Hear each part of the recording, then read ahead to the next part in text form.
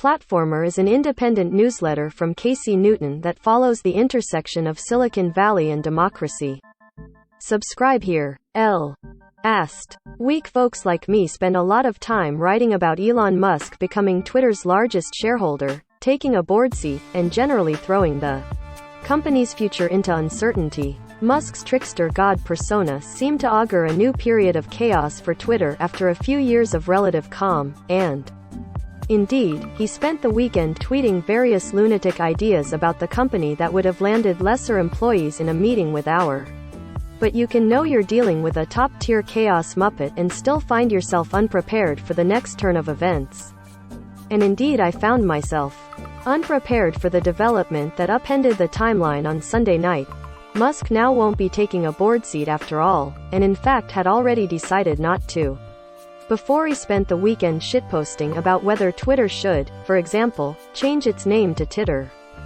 The news came directly from Twitter CEO Parag Agrawal, whose life used to be way easier than this. In a tweeted screenshot, Agrawal wrote, "The board and I had many discussions about Elon joining the board, and with Elon directly. We were excited to collaborate and clear about the risks. We also believed that having Elon as a fiduciary of the company where he, like all board members, has to act in the best interests of the company and all our shareholders was the best path forward. The board offered him a seat. We announced on Tuesday that Elon would be appointed to the board contingent on a background check and formal acceptance. Elon's appointment to the board was to become officially effective 4/9, but Elon shared that same day that he will no longer be joining the board.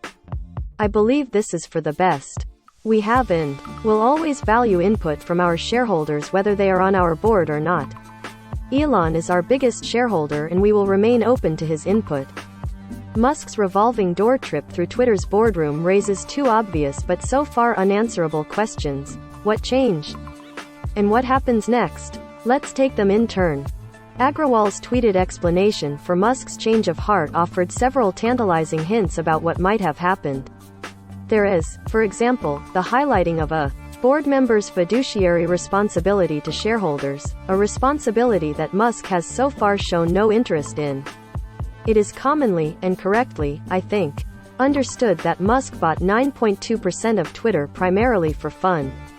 As a board member, Musk would have had to represent the interests of the common shareholder, or at the very least not spook the markets by tweeting things like, "Is Twitter dying?" And I imagine it became clear to him over the past few days that this would be an actual ongoing legal obligation, and would absolutely not be any fun, and that was that. With 4 days of trolling, Musk got all the fun with none of the responsibilities. This may have been particularly pressing for Musk since there seemed to be so many legal issues dogging him already, including some related to his large stake in Twitter. For example, he delayed filing a form indicating that he had surpassed a 5% stake with the Securities and Exchange Commission as required, allowing him to scoop up 4% more of the company at a price much lower than he would have were it known to the world that he were in the process of becoming Twitter's largest individual shareholder. Securities experts told The Washington Post that, as a result, Musk saved himself $156 million.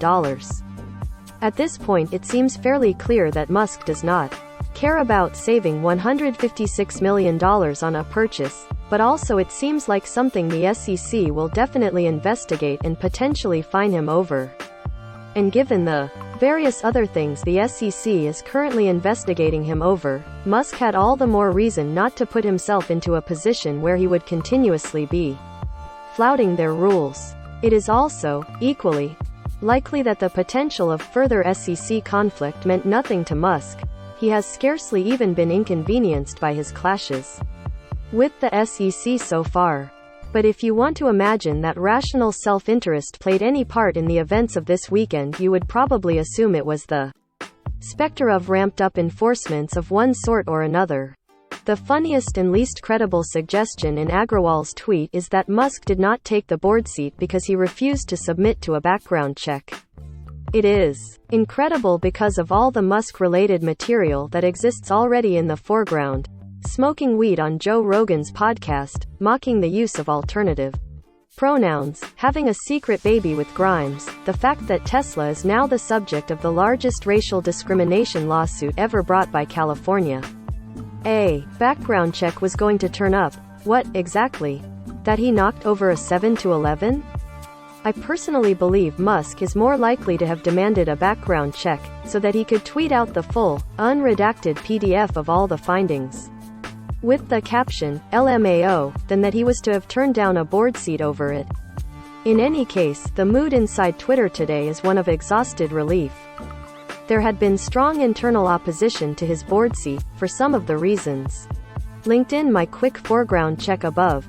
Musk's posture toward the company has been almost entirely antagonistic, filled with criticism over its content, moderation policies, its lack of an editing button, and, the decision not to use its company headquarters as a homeless shelter.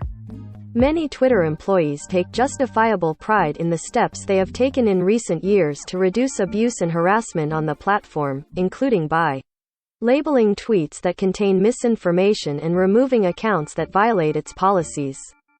For them, Musk's hasty exit from the boardroom likely feels like he a dodged bullet.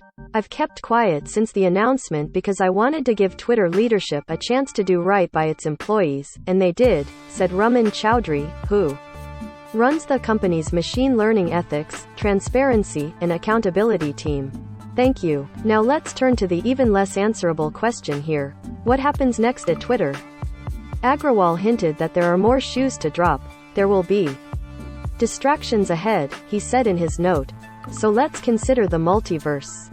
There is a world where Musk buys way more Twitter stock. He is no longer bound by an agreement with the board to cap his investment below 15% of shares. As the company's largest individual shareholder already, it's not clear to me that he would gain much by significantly increasing that share, unless what he really wants to do is mount a hostile takeover.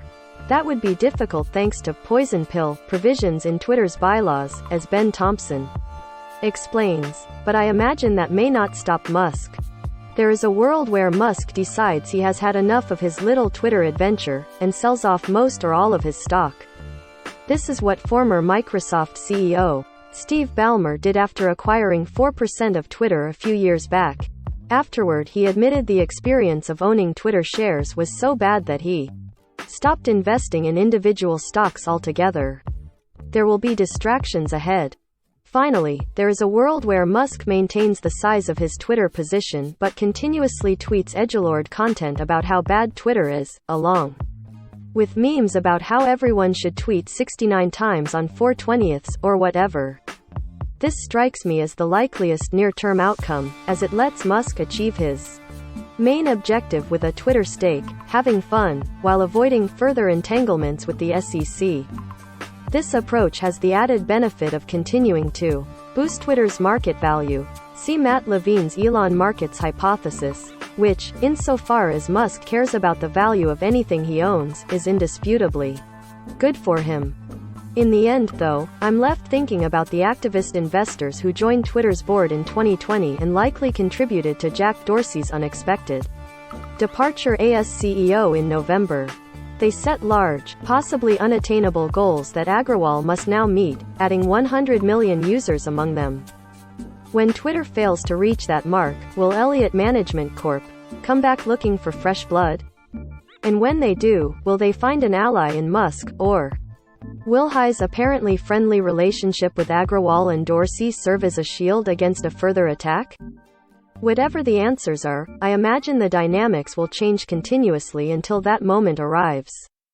Musk won't join Twitter's board, but a board seat was never going to be the source of his true influence over Twitter. True power on the platform, for Musk as with anyone else, lies in being able to tweet whatever you want, whenever you want. In turning down the board seat, it appears Musk got exactly what he wanted.